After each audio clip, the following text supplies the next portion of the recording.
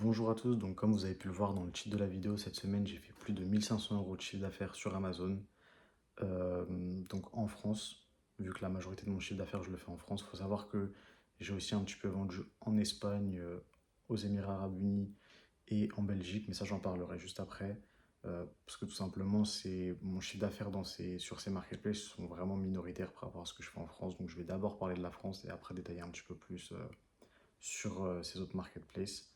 Donc, je peux vous montrer mon dashboard sur les 7 derniers jours, donc cette semaine. Vous pouvez voir que, ouais, voilà, c'est plus flou. On est à 1 529 €. Et si j'actualise, voilà, c'est pas une photo, pas une capture d'écran, c'est vraiment mon dashboard. En France, aujourd'hui, on est à 167 € de vente. Et au total, on est à 182 sur le monde entier. Donc j'ai fait une vente en Belgique à 15 € et tout le reste a été fait en France. Comme je vous ai dit, je vends majoritairement en France. Après, j'ai quelques ventes qui se font du coup juste après la France, on a la Belgique. Et après, sinon, on a l'Espagne et les Émirats Arabes Unis, un petit peu l'Arabie Saoudite. Mais voilà, tout ça, ça reste minoritaire et j'en parlerai un petit peu après. Donc là, pour l'instant, on a 1 529 sur les 7 derniers jours, sachant que la journée n'est pas finie. Hier, par exemple, j'ai fait une journée à 440. Donc en France, j'étais à un petit peu plus de 400 et j'avais fait 30 € en Belgique, donc je devais être autour de 400, 440, quelque chose comme ça.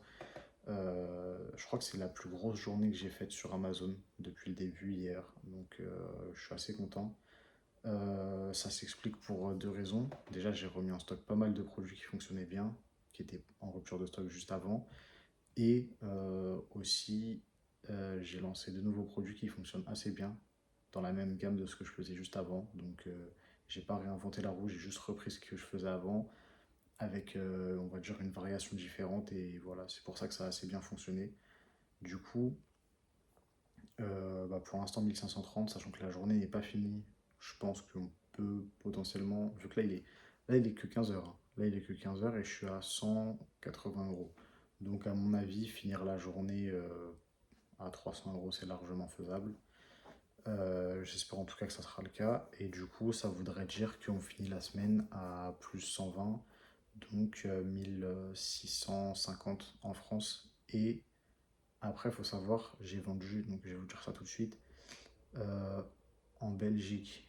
En Belgique, sur la semaine, j'ai fait 115. Je sais pas, je crois que c'est encore flou. Donc en Belgique, 115. Comme je vous ai dit aujourd'hui, une vente à 15 €. Aux Émirats Arabes Unis, cette semaine, j'ai fait. Donc là, c'est en AED, du coup, c'est dans la devise du pays. Donc 138 AED. Les 138 AED, ça fait, faut diviser par 4, donc ça fait l'équivalent de 35 €, quelque chose comme ça. Donc c'est vraiment pas énorme, hein. Comme je vous ai dit, la majorité de ce que je fais, je le fais vraiment en France. Tout le reste, c'est fait. Enfin, non, du coup, la majorité c'est fait en France et il y a une minorité qui est fait à l'étranger.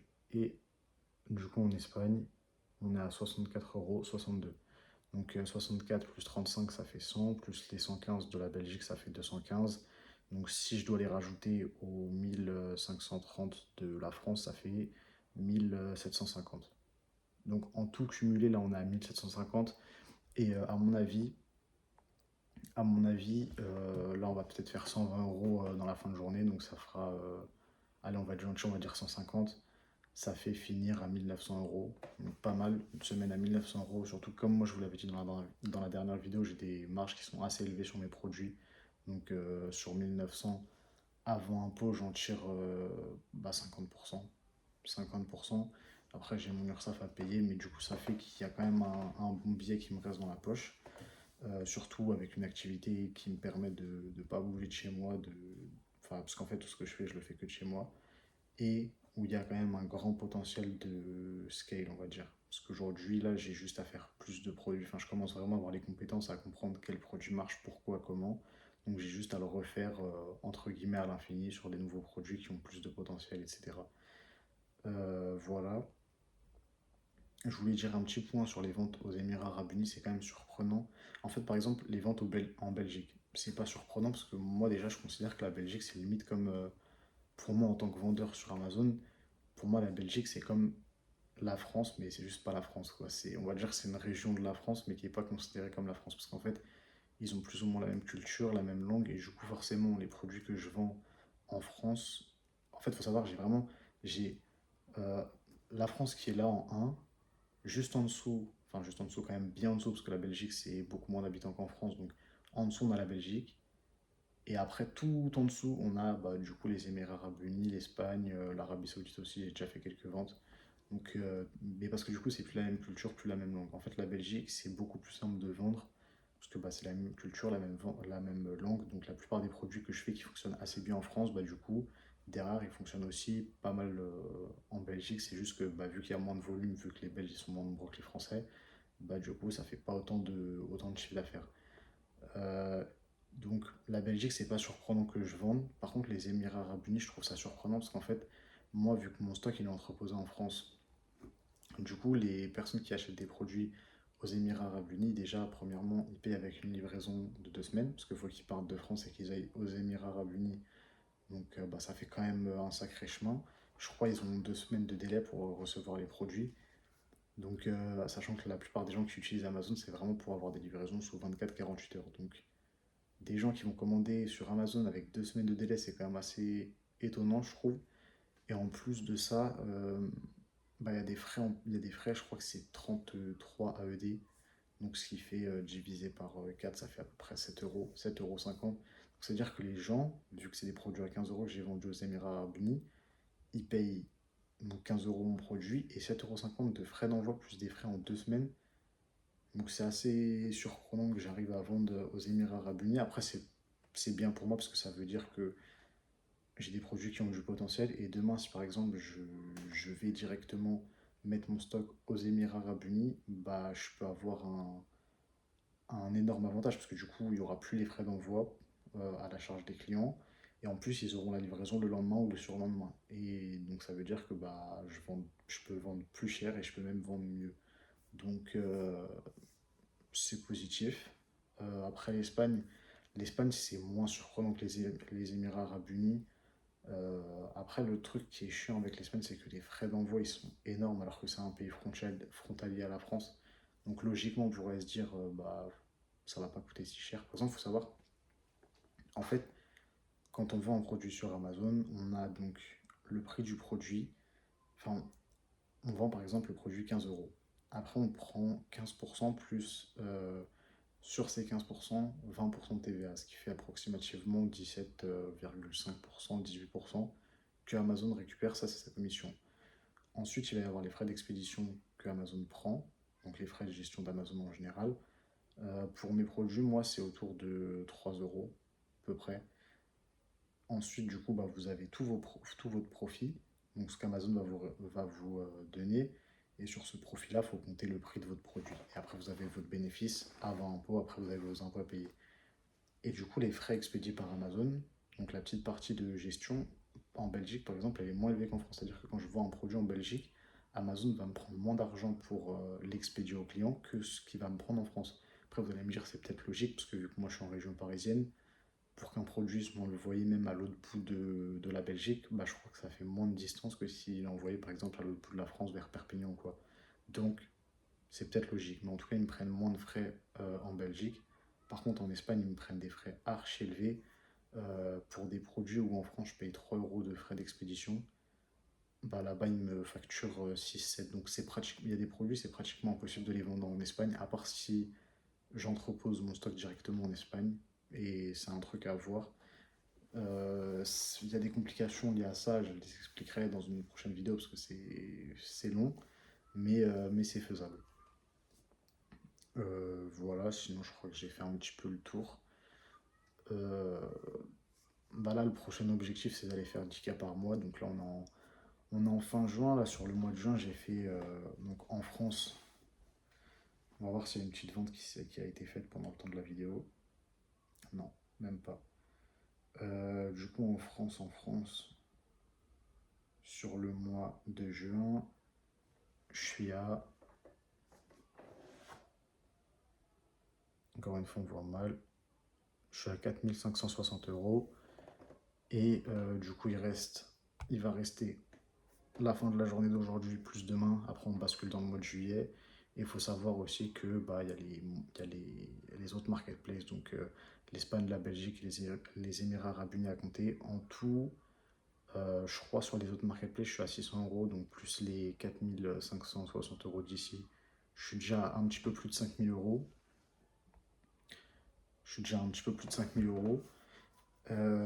Sachant que le début du mois il était pas terrible, vu que bah forcément il y avait beaucoup de trucs qui étaient pas en stock, il n'y avait pas tous mes produits qui. Enfin là j'ai fait de nouveaux produits donc on va dire il n'y avait pas tout. Mais voilà, c'est déjà pas mal, 5 000 de CA et je pense, en tout cas j'espère, en juillet pouvoir aller faire les 10 000 €. En tout cas c'est l'objectif vraiment d'aller faire les 10 000 € de chiffre d'affaires. Et honnêtement je pense que c'est faisable si j'organise bien mon stock.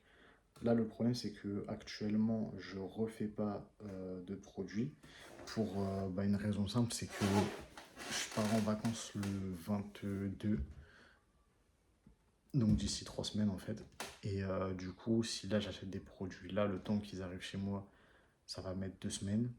Donc je vais à peine avoir le temps de les envoyer dans les entrepôts d'Amazon, que je vais devoir partir. Et donc après, bah, ça n'a pas forcément d'utilité, parce que s'ils fonctionnent, ils vont faire rupture de stock et je pourrais pas renvoyer de stock tout de suite. Et bah, s'il ne fonctionne pas, enfin, en fait, en gros, ça n'a pas vraiment d'utilité. Autant attendre. Donc là, je vais commander beaucoup d'échantillons de produits pour pouvoir lancer de nouveaux produits à mon retour. Et je vais tout faire à mon retour. Ça sert à rien de commander là, ce serait bête. Ce serait une perte de temps et une perte de capital, sachant que là, ce que j'ai fait par exemple ce matin-là, j'ai dépensé 1 200 € sur Alibaba juste bah, pour restocker en fait, parce que je vais partir pendant au moins 2 semaines. En fait, je suis censé partir 2 semaines et après repartir un petit peu. Du coup, j'ai prévu pour à peu près un mois de stock. Donc là, je suis en train de refaire le stock de tout ce que j'ai pour à peu près un mois. Et du coup, le truc, c'est que bah forcément, ça demande du capital. Et au lieu d'immobiliser mon capital dans des produits que je vais tester, bah, je préfère le mettre dans du stock qui fonctionne déjà pour être vraiment bien pendant ce mois-là. Et bah, quand je vais partir, là, je commanderai des produits pour mon retour. Et à mon retour, je vais faire plein de testing produits. Là, actuellement, ce que je génère, je le génère avec 60 produits. Mais il faut savoir que concrètement, j'ai 10 réels produits qui se vendent beaucoup. Après, tout le reste, on va dire, c'est des produits fantômes. Il y en a qui se vendent une fois de temps en temps, il y en a qui se vendent pas du tout. Et voilà. Mais du coup, à mon retour, je sais que je vais faire beaucoup, beaucoup de produits.